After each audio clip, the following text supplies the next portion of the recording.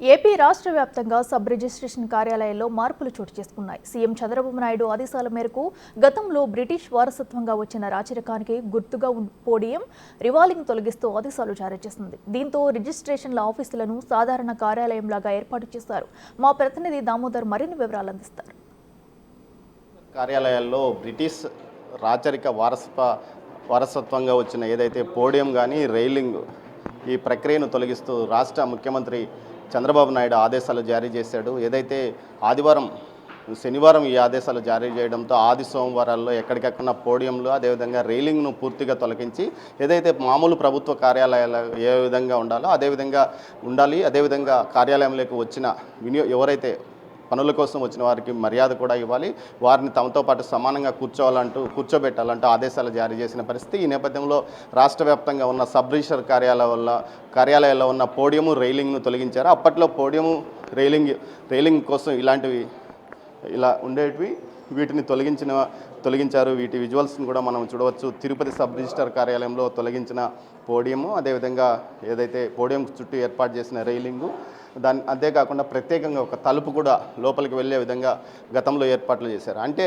ఒక ఎత్తైన పీఠం మీద ఈ విధంగా కూర్చోండే విధంగా ఏర్పాటు చేశారు. ఇది ఒక రకంగా ఒక రాచరిక వ్యవస్థకు గుర్తుగా ఉండేది. అయితే సీఎం చంద్రబాబు నాయుడు ఈ విషయంలో మామూలు అన్ని ప్రభుత్వ కార్యాలయాల్లాగానే సబ్ రిజిస్టర్ కార్యాలయం కూడా ఉండాలి, అంతేకాకుండా ప్రభుత్వానికి అత్యధిక ఆదాయం ఇచ్చే సబ్ రిజిస్టర్ కార్యాలయం కూడా ప్రజలను వచ్చిన వారిని రెస్పెక్ట్గా చూడాలి, అదేవిధంగా వారితో మర్యాదగా మాట్లాడాలంటూ ఆదేశాలు జారీ చేసిన నేపథ్యంలో సిసోడియా నిన్న ప్రభుత్వ రెవెన్యూ ప్రత్యేక కార్యదర్శి తానే స్వయంగా ఏదైతే గన్నవరంలో ఒక రైలింగ్ను తొలగించిన కార్యక్రమంలో పాల్గొన్నారు.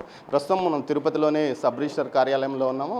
గతంలో ఇక్కడ రైలింగ్ ఎత్తుగా ఉండేది, దీంతోపాటు ప్రత్యేకంగా వీరికి పీఠం కూడా ఉండేది, ఒక రకమైన హైట్ మీద ఉండేది, చూస్తే ఒక రకమైన సింహాసనంలాగా కనిపించేది. కానీ దీన్ని తీసివేసి మామూలు ప్రభుత్వ కార్యాలయం లాగానే తీర్చిదిద్దారు. ప్రస్తుతం మనతో ఇక్కడ జాయింట్ సబ్ రిజిస్టర్ ఆనందన్ గారు ఉన్నారు. సార్, ఈ కార్యక్రమం ఎప్పటి నుంచి నిన్న మీకు ఆదేశాలు ఎప్పుడు వచ్చాయి, ఎప్పుడు తొలగి? మొన్న ఆదివారం నుంచి. సార్, ఏమేమి వచ్చాయి సార్ ఆదేశాలు?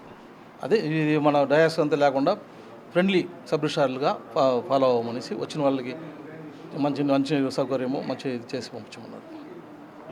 అన్ని చోట్ల ఇది పని పూర్తయింది? అన్ని చోట్ల మా తిరుపతి జిల్లా అంతా మొత్తం 16 ఆఫీసులు.